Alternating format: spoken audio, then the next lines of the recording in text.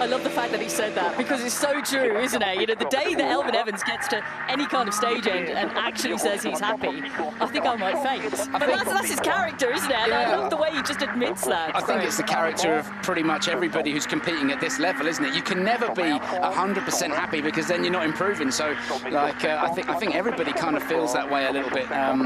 Interestingly, Bex, you know, we were walking around earlier and chatting to the guys down at Hyundai. That car has had some fairly major updates, hasn't it? It's been on a major diet. They've stiffened up the rear cross member a little bit. So it's an evolution of what we've seen last year. Yeah, and if you take a look around the car, you'll be able to notice some differences to the front and the rear. And weight saving has been one of the main things the team has been working on to come into the 2024 season. They're always working. It's a constant evolution to try and make the cars as, you know, as performance pointed as possible.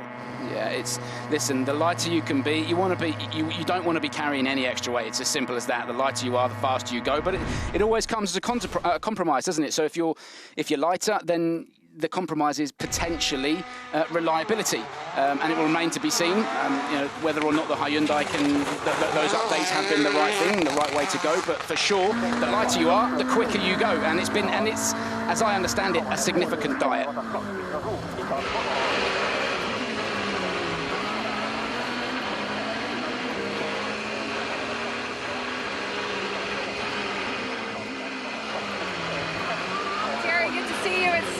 Going again with a brand new season. How are you feeling about everything? Yeah, I'm feeling good. I mean, looking forward to another season. It's good to be here again. It's going to be exciting, that's for sure.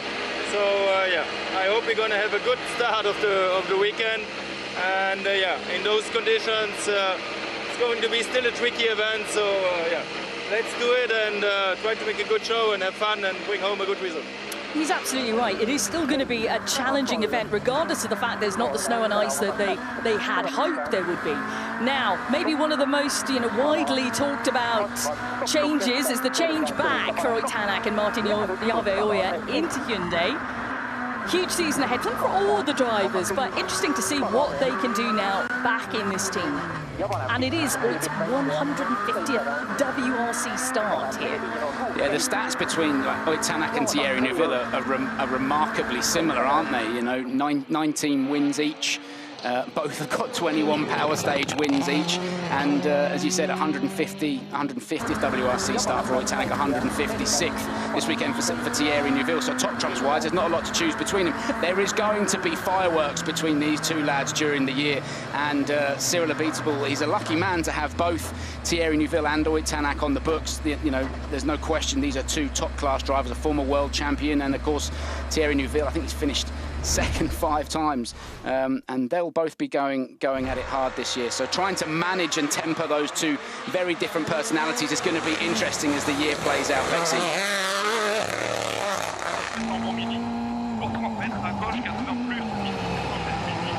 Oh, it's good to see you. That's biggest through Shakedown so far. Tomorrow you start your 150th WRC event with it, and you're back with Hyundai. How does that feel? Yeah, it's the numbers are numbers, but yeah, still quite exciting and a bit nervous as well, you know, to start the new year, new car again. So always a bit of challenge, you know. Even I've been here before, still a bit unknown, but yeah, we'll try to maximize. Yeah, I'm sure they will try to maximise it. It doesn't matter how many times you've done this event, because you never can predict what the conditions are going to be out there. I mean, we may be saying now, you know, there's not a lot of snow and ice, but the temperatures will drop tomorrow night when we head up into the hills, into the mountainsides. Thursday night, stages in darkness. You just don't know what it's going to be like. Can we call him the master of Monte, Sebastien Ogier? Yeah, WRC wins here, 1 in IRC as well to make a total of 9. So going for 10 overall Rallye Monte-Carlo victories this weekend. And he said before, you know, he doesn't do things for the numbers. He loves this event. This is the one he always wants to do every year. I'm not sure, you know, a season would be right for Seb if he hasn't started it in Monte. It would be a bit strange us sat here and not commentating on Sebastien Ogier in Monte-Carlo, wouldn't it? As you said, he is the master of Monte. Massive support for him here as well. We were down at Toyota earlier, and the fans were just swarming all over the place to try and get a picture with him or an autograph or something. Look, it's brilliant to have him here, and you say he doesn't do things for the numbers, but I can guarantee to you he's here to win this rally this weekend. And if you had to place a bet, that's where I'd be going. Absolutely. I think a lot of people would agree with you there. We'd love your thoughts, though, on who you're putting on the top step of the Monte-Carlo podium in 2024. Big hello to everyone who is watching wherever you are around the world right now. I hope you're going to be joining us for magical Monte throughout the weekend. Let's hear from Seb. Seb, it's good to see you. It's the third season with these cars now. How close do you expect the competition to be this weekend as you're hunting your 10th Monte win? Yeah, there is unfortunately not so many cars. Like you say, from this Rally 1, 8 cars is pretty poor. Means the sport needs to do something, but yeah, we are here and we want to try to enjoy the week. This car looks very good this year. Yeah, the black is fitting well, I think, to the Yaris, so hopefully the speed will follow as well. The car looks good. There's a new engine as well coming into this event. Lots to talk about on the Toyota, which we will throughout this weekend. Well, Taka just got a little bit hot there, didn't get down through the gearbox. He was struggling to get the car stopped. Yeah, as you said, Bex, new engine, completely new power unit in that Toyota. Producing a little bit more power. Torque levels are the same, but yeah, completely new engine. It remains to be seen how it performs throughout the weekend, but we don't really see engine failures so much in the WRC, so I don't think that's an enormous issue. It's just an improvement on what was previously there.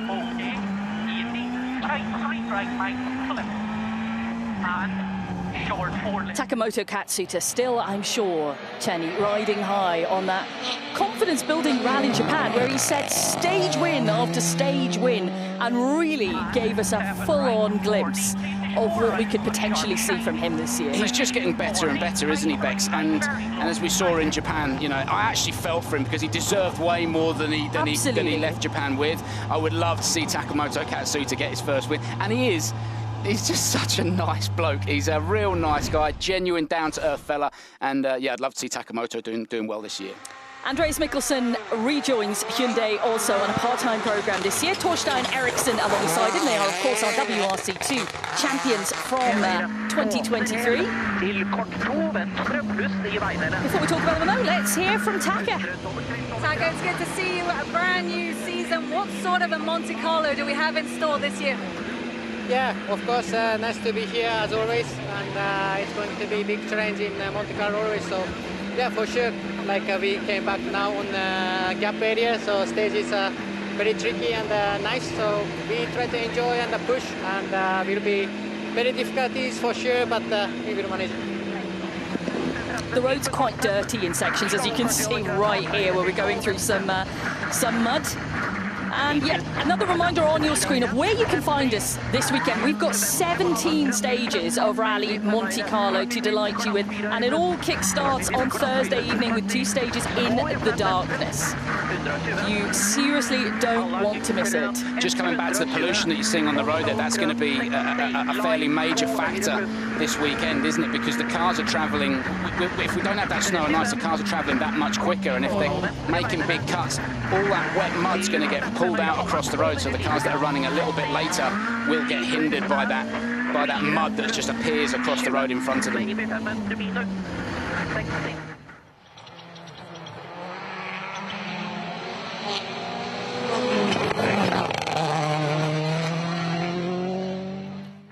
For Mikkelsen, this has been a long time coming, hasn't it? Back into Rally 1 machinery. He was delighted with the news that he would be rejoining the team.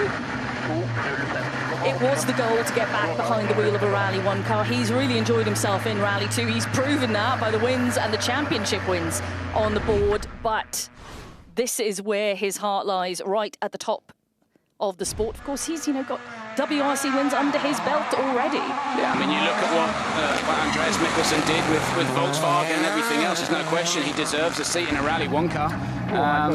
Probably doesn't have that. It'll just take him a little bit of time to settle in, but great to see him back, no question. Andreas, it's good to see you, and it's hard to not be very excited on your behalf. You're back at the top level. How does it feel? It feels, sorry for the word, fucking fast. For sure something different. We will enjoy this weekend, build step by step, but Yeah, one thing you do the test stage up and down the whole road, you think you're comfortable, and then you arrive to a proper stage and like everything is approaching quickly. So have to adjust, but we'll be good. We'll be good. Nothing like a bit of colourful language to kickstart the season. Apologies if you were offended. I am sure you weren't, but that is how it feels for Andreas Mikkelsen out there. He ain't wrong. It is fast. Yeah. But he's so right, isn't he? You know, everything is just that much quicker. Yeah, it's going to take a little bit of work, a bit of time for him to just get back into that zone, but that'll happen quite quickly. Yeah, absolutely. He'll get into the rhythm of it. And look, and there's only, as he said, in testing, you go testing, eventually you end up learning the road, and you don't have the competition around you kind of spurring you on. So it's not really until you get into a rally and onto a stage, like you said, where you really start, where you just unlock in your head that extra bit of pace. You're just chasing those extra tenths. So yeah, for Andreas, he's an excited man to be back with Hyundai, and yeah, I think it's great. Let's talk about Adrian Formaux now, because again, for him, it's back behind the wheel at the top level. A driver who impressed last year with M Sport Ford in the Rally 2 Fiesta. Yeah, and now he's got the break to be back at the top. It's a huge now opportunity for him. Yeah, he's kind of leading the team, isn't he? And this is his teammate Grégoire Munster. But Adrian, obviously, with just that little bit more experience, he's kind of leading the team. I actually think, personally, there's a bit more pressure on Adrian than there is on Grégoire, because he's coming in. He is having a learning year, this man, right? So he's here to get time in the seat, to finish rallies. The last thing Adrian Formaux wants to do is have Grégoire Munster beating him. So Adrian needs to be aware of all that stuff. Adrian, it's good to see you, and it's good to see you back at the top level. It's a great opportunity. How excited are you? Well, I'm really excited because we are in France. It's Monte-Carlo, new season for me for sure. So honestly, I just want to do well this year, and we'll see. Well, for the run now, it's not really good. We have something more on the car, so we need to go back to service. Okay, what's wrong? Already the diff, I don't know. Okay, well, they will come back to service here in Gap. This shakedown stage is not too far away. It's only about 5 kilometres outside of Gap itself. They've been using this road since 2016. So it's quite quick to get back into service, and the mechanics will have a good look at that car. Yeah, Adrian 11 seconds off the pace on that run through there, so clearly something amiss in that Puma, and I'm sure the M Sport boys and girls will be on top of that and get it sorted in no time. Okay, Grégoire Munster then, as you said, big learning curve this year, but we saw him in a Rally 1 car last year on 2 occasions, and I thought he did really well for himself. He really showed himself off to his best advantage. Yeah, it was a big step up, and he really did rise to the challenge. I think we need to talk about this a little bit more. It is such an enormous step up to Rally 1, and the margins are so fine. It really does come down to experience and time in the seat, and that's what he's trying to get, and as you said, I don't think in those couple of appearances we saw last year he didn't show himself up at all, and he deserves that seat. He's just got to keep his head in the right place, not overcook it, and keep the thing between the hedges. It'll be interesting now. Yeah, and okay, it's the opening round, but to see the contrast from now until we get to Japan at the end of the season and see how much he's developed. Let's take our first look then at Rally 2. WRC 2 is where we're at with Johan Rosel. Was such an exciting championship to watch last year. Let's hear from Grégoire first, though. Grégoire, it's good to see you, and it's time to do Monte-Carlo in a Rally 1 car. How are you feeling about that? Yeah, it's incredible. For sure, not a good first one, but we enjoy. Tires a bit cold in the beginning, much more muddy than expected, so just took it carefully. Yeah, we can certainly see a lot of pollution out on the road there, and as he said, just taking it carefully, no heroics through there. It's shakedown, babes. Yeah, exactly. The shakedown. The purpose of shakedown is to get through the stage, make sure everything's working, make sure everything's right, get settled into the car. We're not rallying yet. We're not against the clock yet. It's shakedown. So he just needs to, as you said, needs to play it smart. And listen, he's going to have more of that this weekend. The stage getting dirtier and dirtier. No question about that. So that's going to be a common theme for him, and I suspect we'll be hearing him say it a lot at the end of the stages.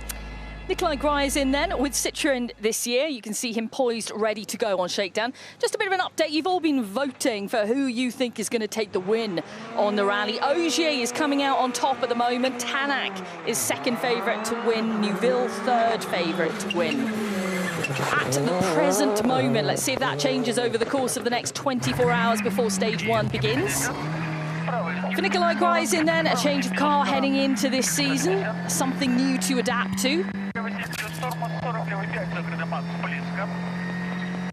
Just looking at sections of the road where there is dampness, and certainly we're going to see that, you know, tomorrow night when we kick off with the night stages. Just depends how low the temperatures get, whether we do see a little bit of black ice out there tomorrow night or not. Rosel, though, has completed. Let's have a chat with him. Johan, it's good to see you. It's time to start a new season. You were the winner in WRC2 here last year, so I guess you have a lot to live up to. Yeah, the goal is the same, but the plan is to win on the road now. Yeah, same team. It's like my family, and I continue with them during 10 years, and now it's time for win. And how did the car feel now in Shakedown? It's good. It's very slippery. Yeah, we will see tomorrow, but I think it's very challenging this week. What he means by we need to win on the road this time is that he was second overall last year, and it was Gryazin who'd taken the win, but then was handed a penalty and dropped down. So this is back in the service area now here in Gap. It's Elvin Evans having a chat with Rui, his engineer, alongside the black Toyota Yaris. It looks great in that livery.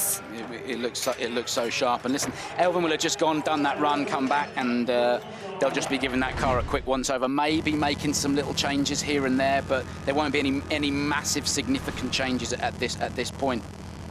We switch now then into the car of Oliver Solberg and Elliot Edmondson. Now, they are not scoring points within WRC2 here in Monte. It's going to be he's kind of teammates with Gus Greensmith, who's not actually here this weekend. And like Thierry Neuville and Tanak at Hyundai, I think Oliver and Gus are going to spur each other on. They're going to have a fantastic battle. They're good mates, they get on well, but I think the WRC2 Championship, and not just WRC, the Junior Championship, is going to be absolutely banging all throughout the year. So 19 entrants in the Junior WRC. That is just incredible. Gryazin just pulled in. Let's cross out and hear from him.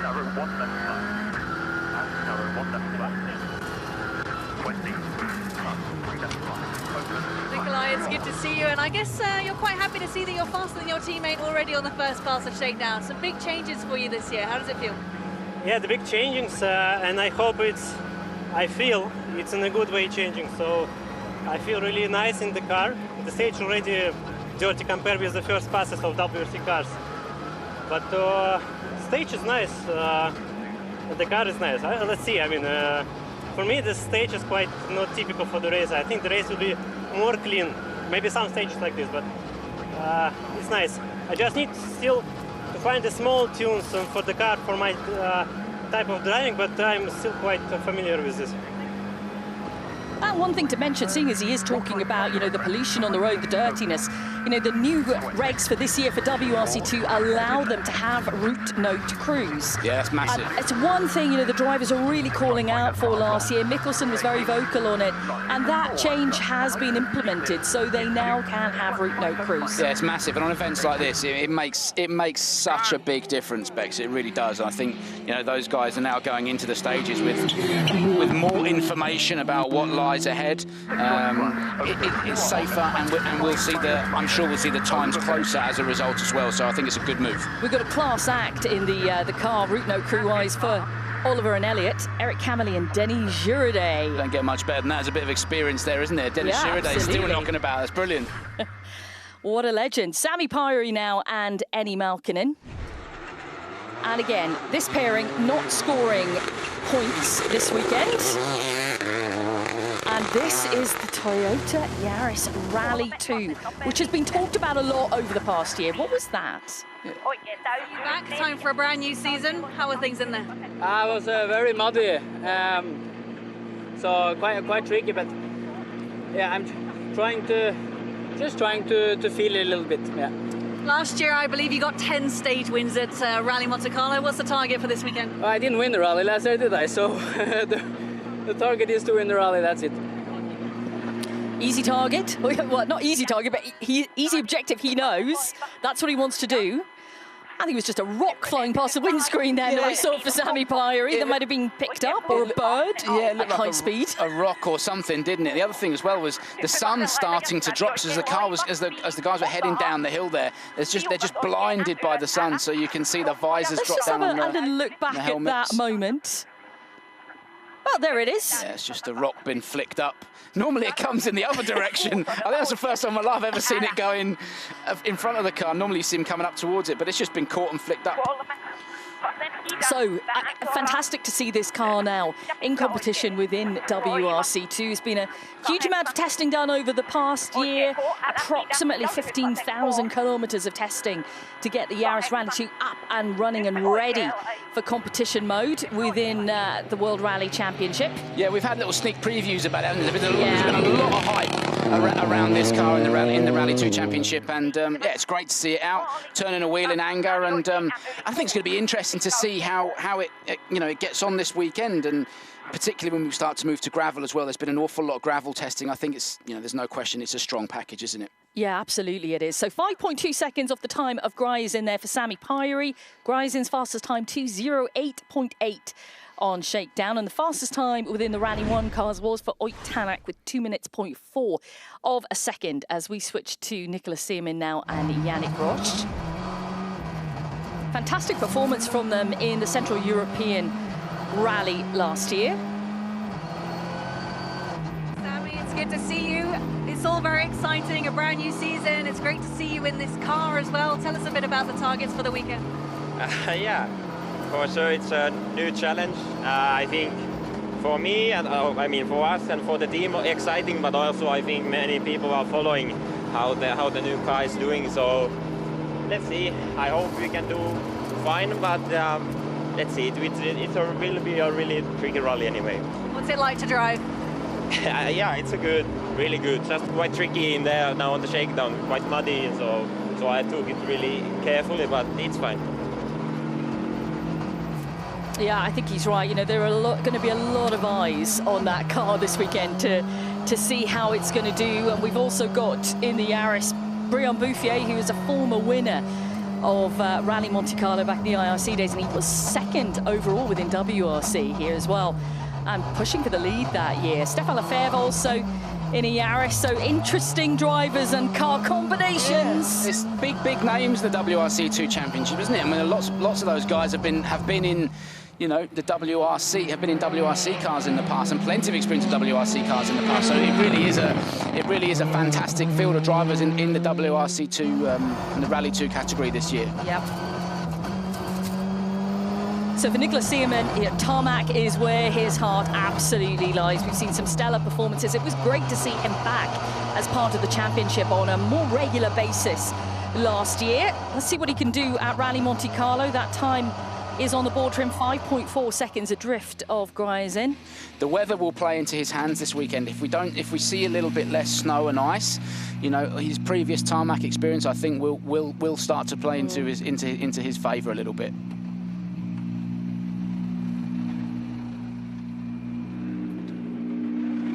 Nicolas, it's good to see you. It's been a few years since you've done Rallye Monte-Carlo. What's it like to be back here? Yeah, I'm very happy because it's kind of my home rally. So yeah, happy to be back after 3 years. And yeah, should be more dry than usual, but I hope we'll enjoy. You can almost guarantee it, Jenny, that next week it'll just hammer it down with snow. You just know, don't you? Back in the service park here in Gap now then. I love these shots, when Oit is talking to the engineers, and it's the hand movements and the gestures, and you're trying to read into the body language to see how he's feeling. It's great shots. Yeah, you can see, so it's a slightly different bumper, rear bumper on the back of that Hyundai compared to last year's car, and the front as well. It's not carrying that overhang lip that was on the front of the bumper. The Yaris is pretty much the same car with the externally, suspension-wise as well. It's just that the engine is a completely new engine, isn't it? So so that was obviously a joker for Toyota as well. Chris Ingram now and Hannah McKillop, which is fantastic to see Chris here at the start line of Rallye Monte-Carlo, well, the Shakedown start line at least. You know, it's a huge amount of effort and work gone into getting the sponsorship to be able to compete this year. Sitting alongside him is Hannah, who has, you know, a good amount of co-driving experience under her belt, but not at this level. This is her first ever WRC event. What a baptism of fire to come to Rallye Monte-Carlo, call the notes. It's a whole different ballgame, isn't it? Chris just looks like he's just trying to generate some heat in the tyres or something like that. He's just weaving left to right and he's on and off the brakes, and you're just using the brake disc as an oven to draw heat into the tyres. We saw him do it as he was coming immediately off the start line just to try to generate some heat in there. It's a tricky little stage, this, Bex, and the last thing you want to do is get caught out, damage the car, you know, on a shakedown stage. We have seen it happen in the past. So really, for these guys, as I said, it's just a matter of getting through the stage, clean, neat and tidy, not damaging the car, not giving the mechanics, the engineers any extra work to have to do going into the start of the rally, and it's just about just getting a feel for where you are, making sure that everything's okay. We go rallying properly tomorrow. All that said, though, some of the drivers have had their best ever results after a bit of a whoopsie at Shakedown. Thierry Neuville, I think, in Germany. And Peter Solberg in Corsica.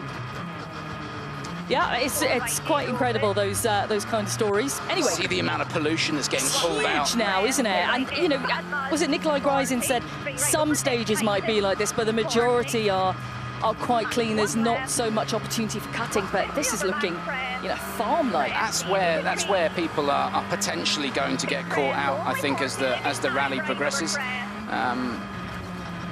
It's going to be a very different Rallye Monte-Carlo, but I don't think it's a bad thing. Yeah, Chris just taking it a little bit easy, very early on the brakes there. He's just bedding himself in, and you know, he's no slouch. Chris Ingram is a real talent behind the wheel of a rally car.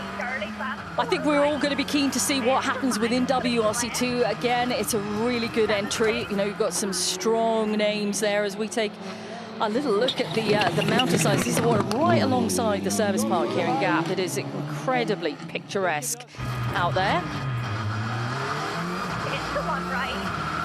That was a little bit odd. It looked like it was in a straight line. Yeah.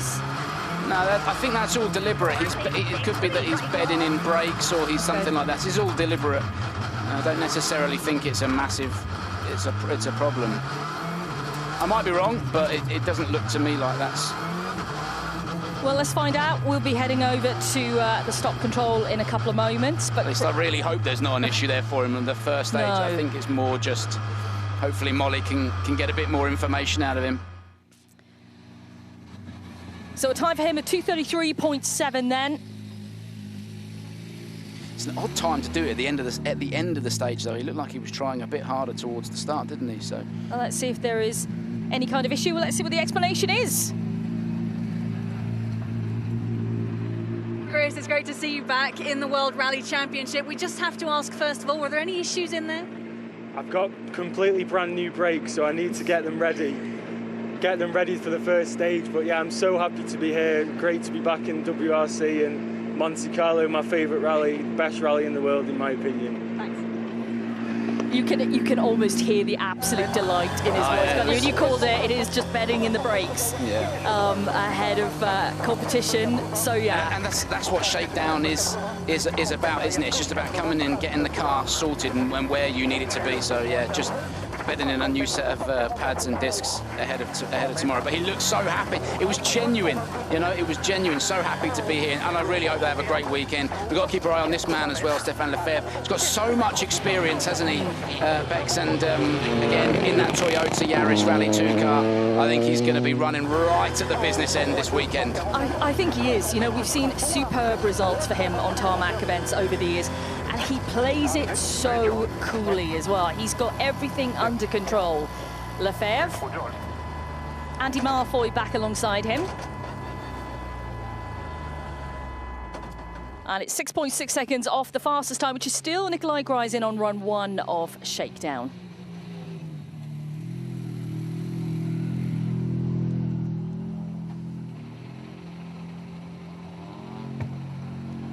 Let's get in and find out how he's feeling ahead of the first round of the season.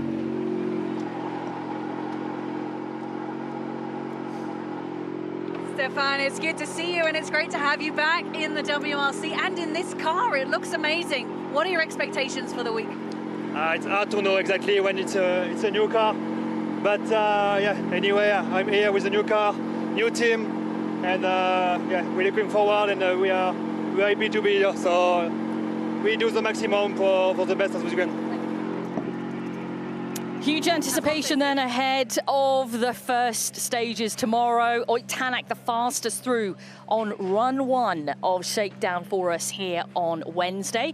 Him and Martin there just going over the notes. Confidence, I'm sure, for every driver heading into the first round. No one ever says that they're supremely confident. You never know what Monte-Carlo is going to throw at you, weather-wise, condition-wise. The stages are challenging whether or not they're covered with ice and snow, whether they're completely bone dry. They offer up the ultimate tarmac challenge. Performances will be so close out there. So this is how it looks then after run 1 of Shakedown. Tanak was the fastest through on that run. Elfyn Evans was just a 1/10 of a second behind. Then it was Neuville, Ogier, Katsuta, Mikkelsen and Munster. Nikolai Gryazin, so far at least, the fastest through within WRC2. Then Rosel and Solberg to complete that top 10. And then we've got Adrien Formaux, who did have a bit of an issue. He was making his way back to service immediately after run 1. Then Lopez and Pajari. Elfyn Evans just looking over as the mechanics work on the car ahead of heading out for more runs here at Shakedown.